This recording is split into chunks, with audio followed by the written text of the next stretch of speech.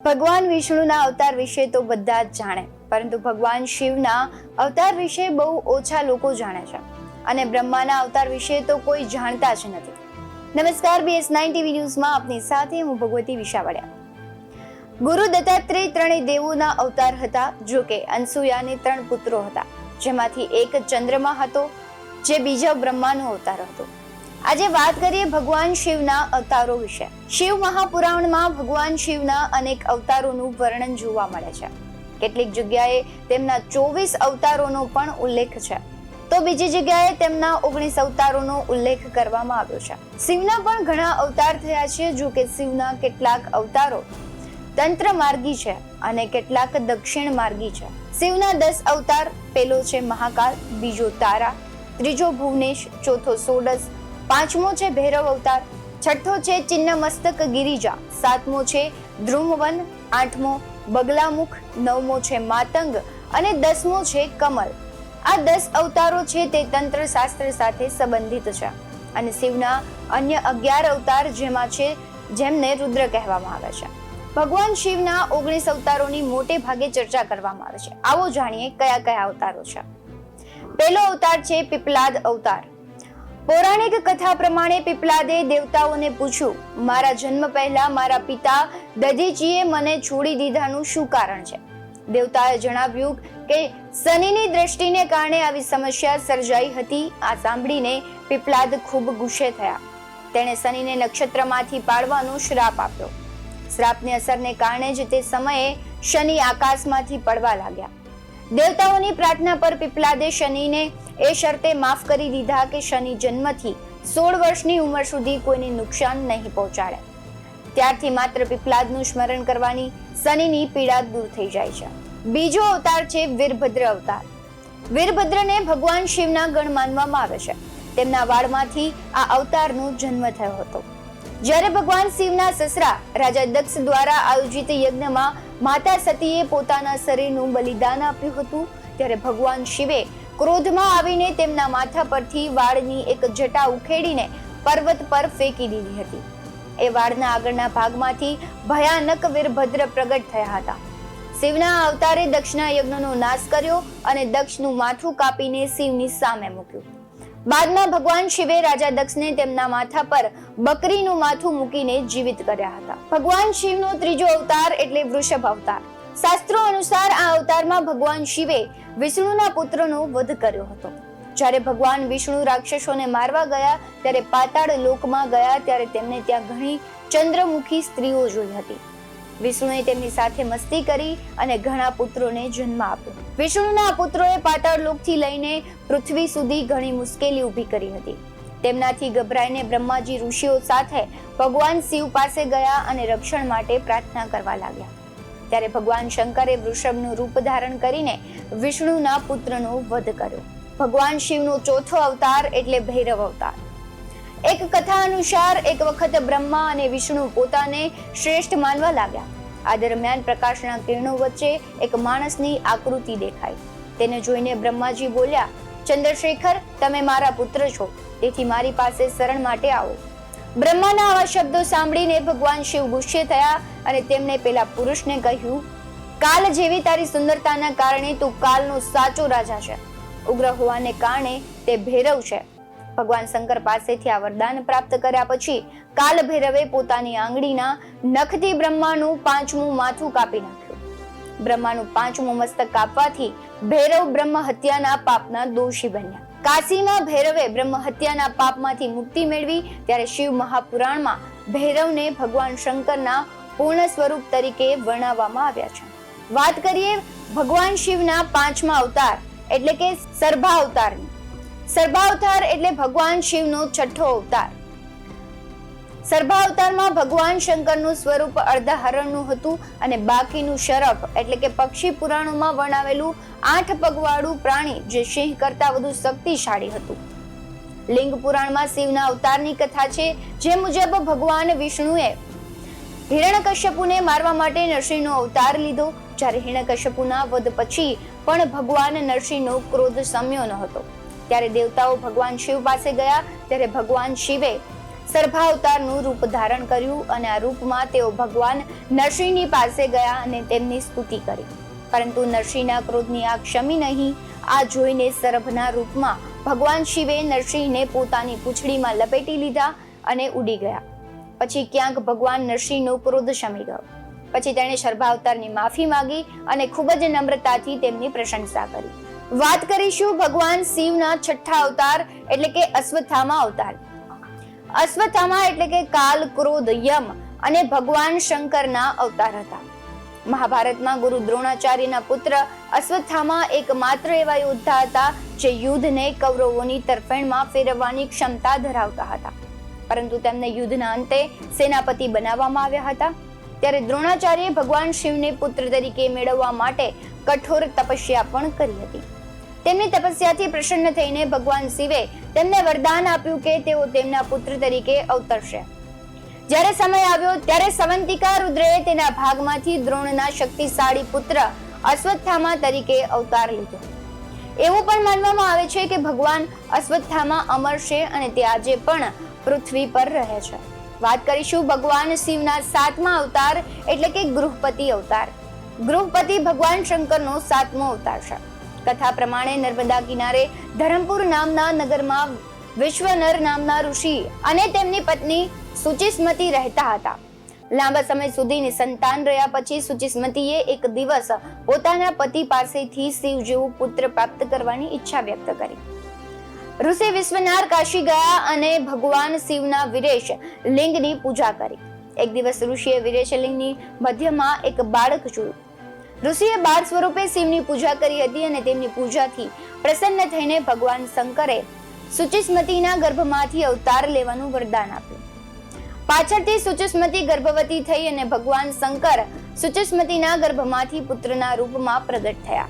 હવે વાત કરીશું ભગવાન શિવના આઠમા અવતાર એટલે કે દુર્વાસા ઋષિ.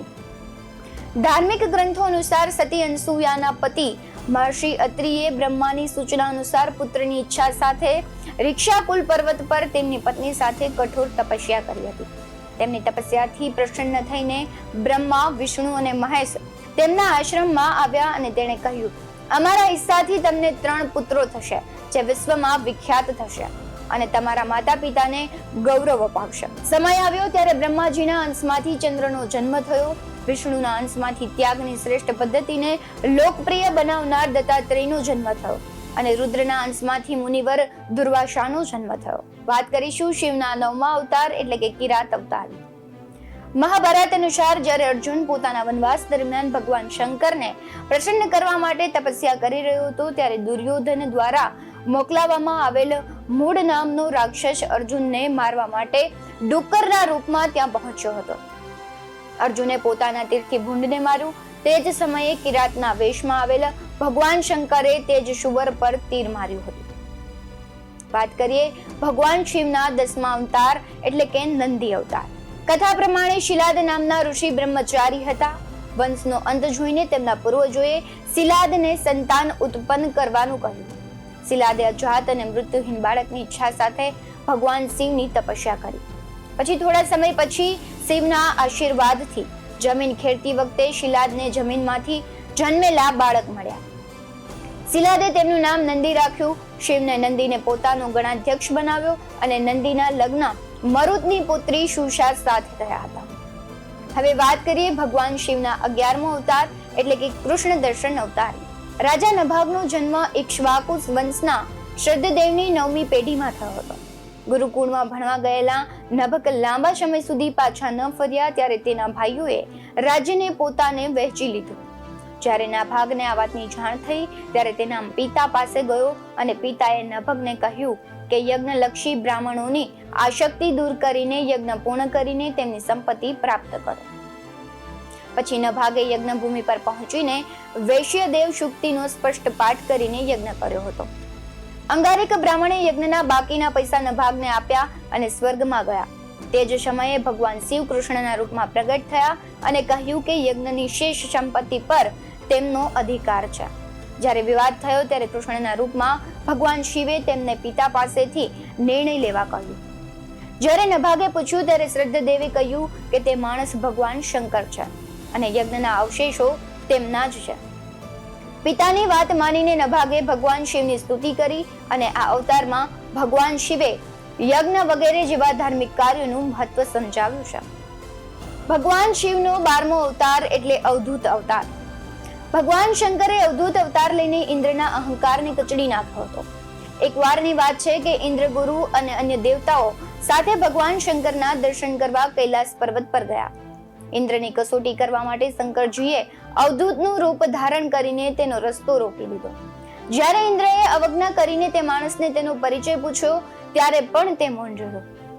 આનાથી ક્રોધિત થઈને ઇન્દ્રએ જ અવધૂત પર હુમલો કરવા માટે તેની વીજળી છોડવાનો પ્રયાસ કર્યો. ત્યારે તેના હાથે લકવો થઈ ગયો. આ જોઈને બૃહસ્પતિએ ભગવાન શિવને ઓળખી લીધા અને અવધૂતની અનેક રીતે પ્રશંસા કરી, જેનાથી ભગવાન શિવ પ્રસન્ન થયા અને ઇન્દ્રને માફ કરી દીધા. હવે વાત કરીએ ભગવાન શિવના 13મા અવતાર એટલે કે ભિક્ષુવર્ય અવતાર. એક ધાર્મિક ગ્રંથો અનુસાર વિદર્ભના રાજા અને સત્યરથને તેમના દુશ્મનોએ માર્યા હતા. તેની ગર્ભવતી પત્નીએ દુશ્મનોથી છુપાઈને પોતાનો જીવ બચાવ્યો હતો. જ્યારે સમય આવ્યો ત્યારે તેણે એક પુત્રને જન્મ આપ્યો. જ્યારે રાણી તળાવમાં પાણી પીવા ગઈ ત્યારે મગર તેને ખોરાક તરીકે ખાઈ ગયો. પછી બાળક ભૂખ અને તરસથી પીડાવા લાગ્યો. આ દરમિયાન ભગવાન શિવની પ્રેરણાથી એક ભિખારી મહિલા ત્યાં પહોંચી. ત્યારે ભગવાન શિવે ભિખારીનું રૂપ ધારણ કર્યું અને બાળકનો પરિચય ભિખારી સ્ત્રી સાથે કરાવ્યો અને તેને તેનું પાલન પોષણ કરવાની સૂચના આપી અને કહ્યું કે આ બાળક વિદર્ભના રાજા સત્યરથનો પુત્ર છે. આ બધું કહીને શિવે ભિખારીના રૂપમાં ભિખારી સ્ત્રીને પોતાનું અસલી સ્વરૂપ બતાવ્યું. શિવના આદેશ મુજબ ભિખારી સ્ત્રીએ તે બાળકને ઉછેર્યું. મોટા થયા પછી બાળકે તેના દુશ્મનોને પરાજિત કર્યા અને ભગવાન શિવની કૃપાથી તેનું રાજ્ય પાછું મેળવ્યું. ભગવાન શિવનો 14મો અવતાર એટલે કે સુરેશ્વર અવતાર. ભગવાન શંકરનો સુરેશ્વર અવતાર ભક્ત પ્રત્યેનો તેમનો પ્રેમ દર્શાવે છે. આ અવતારમાં જ ભગવાન શંકર નાના બાળક ઉપમન્યુની ભક્તિથી પ્રસન્ન થયા અને તેમને તેમની પરમ ભક્તિ અને અમરત્વના આશીર્વાદ આપ્યા. કથા પ્રમાણે વ્યાધપાદનો પુત્ર ઉપમન્યુ તેમના મામાના ઘરે ઉછર્યો હતો. તે હંમેશા દૂધની ઈચ્છાથી બેચેન રહેતો. તેમની માતાએ તેમને તેમની ઈચ્છા પૂર્ણ કરવા માટે ભગવાન શિવનું શરણ લેવા કહ્યું. આના પર ઉપમન્યુ જંગલમાં ગયો અને ઓમ નમઃ શિવાયનો જાપ કરવા લાગ્યો. ભગવાન શિવ તેમની સમક્ષ સુરેશ્વરના રૂપમાં પ્રગટ થયા અને ભગવાન શિવની ઘણી રીતે ટીકા પણ કરવા લાગ્યા. આ જોઈને ઉપમન્યુ ગુસ્સે થયો અને ઇન્દ્રને મારવા ઉભો થયો. ઉપમન્યુની દ્રઢ શક્તિ અને પોતાનામાં અચળ વિશ્વાસ જોઈને ભગવાન શિવે તેમને તેમનું સાચું સ્વરૂપ બતાવ્યું. ક્ષીરસાગર સમાન અનસ્વર સાગર આપ્યો. દયાળુ ભગવાન શિવે તેમને પરમ ભક્તિનું પણ પદ આપ્યું. હવે વાત કરીએ ભગવાન શિવના 15મા અવતાર એટલે કે હનુમાન.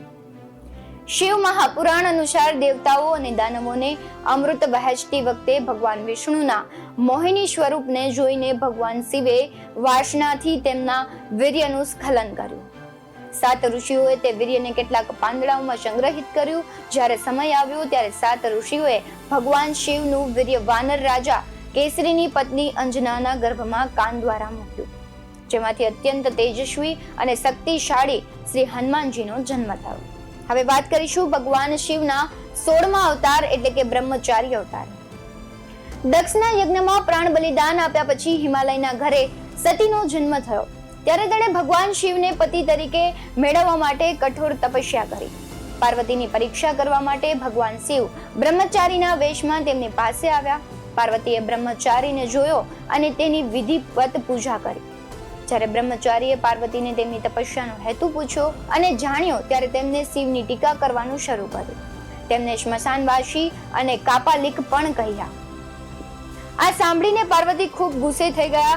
પાર્વતીની ભક્તિ અને પ્રેમ જોઈને શિવે તેને પોતાનું સાચું સ્વરૂપ બતાવ્યું. આ જોઈને પાર્વતી ખૂબ જ ખુશ થઈ ગયા.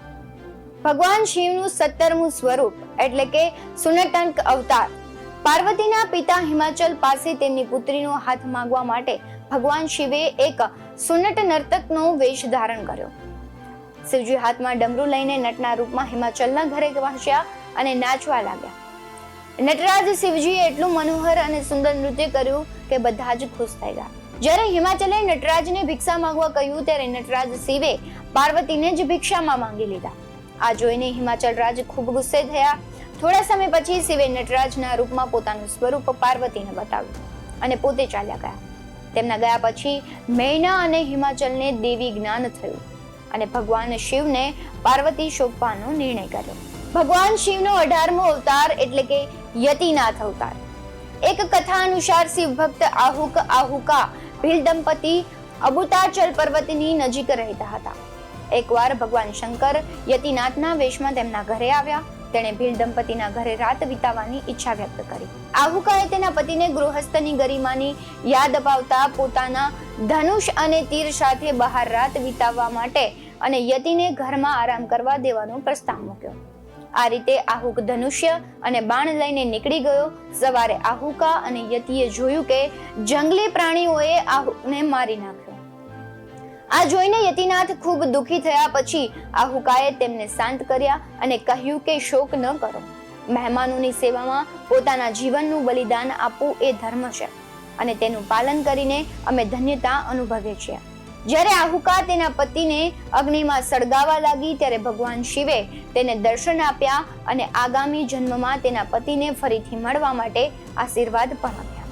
ભગવાન શિવનો 19મો અને છેલ્લો અવતાર એટલે કે યક્ષ અવતાર. ભગવાન શિવ દ્વારા દેવતાઓના અન્યાયી અને ખોટા અભિમાનને દૂર કરવા માટે યક્ષ અવતાર ધારણ કરવામાં આવ્યો હતો. દેવતાઓ અને દાનવો દ્વારા સમુદ્ર મંથન દરમિયાન એક ભયંકર ઝેર નીકળ્યું. ત્યારે ભગવાન શંકરે તે ઝેર પીધું અને પોતાના ગળામાં રાખી દીધું.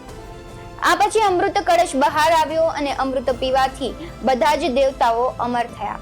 એટલું જ નહીં, તેઓને ગર્વ પણ થયો કે તેઓ સૌથી શક્તિશાળી છે. દેવતાઓના અભિમાનને તોડવા માટે ભગવાન શિવે યક્ષનું રૂપ ધારણ કર્યું અને દેવતાઓની સામે એક તણખલું મૂકી અને તેને કાપવા, બાળી નાખવા, ડુબાડી દેવા અને ફૂંકવા કહ્યું. પોતાની તમામ શક્તિનો ઉપયોગ કર્યા પછી દેવતાઓએ તે વરખને પણ ખસેડી શક્યા નહીં. ત્યારે આકાશમાંથી અવાજ આવ્યો કે આ યક્ષ બધા અભિમાનનો નાશ કરનાર ભગવાન શંકર છે. બધા દેવતાઓએ ભગવાન શંકરની સ્તુતિ કરી અને તેમના ગુના માટે ક્ષમા માંગી. હાલ બસ આટલું જ. વિશેષ માહિતી માટે તમે અમારા YouTube ચેનલને સબસ્ક્રાઇબ કરી શકો છો અને અમારા Facebook અને Instagram ના પેજને ફોલો કરી શકો છો.